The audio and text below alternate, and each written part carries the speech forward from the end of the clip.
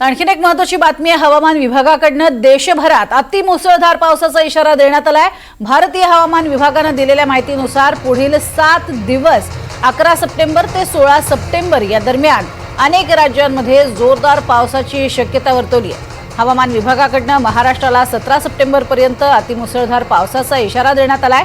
महाराष्ट्रातील 17 जिल्ह्यांमध्ये पुढील 7 दिवस मुसळधार ते अतिमुसळधार पावसाची शक्यता वर्तवली आहे, ज्यामध्ये मुंबई, ठाणे, पालघर, रत्नागिरी, सिंधुदुर्ग यासह रायगड, कोल्हापूर, सांगली, सातारा, अहमदनगर, लातूर, नांदेड, बीड, परभणी, हिंगोली आणि यवतमाळ या जिल्ह्यांचा समावेश आहे। या पार्श्वभूमीवर हवामान विभागाकडून महाराष्ट्राला हाय अलर्ट जारी केलेला आहे। पुन्हा एकदा पावसाची शक्यता हवामान विभागाने वर्तवलेली आहे। एकीकडे उकाडा प्रचंड वाढलेला असतानाच अचानक आता पावसाची शक्यता देखील वर्तवण्यात आली आहे।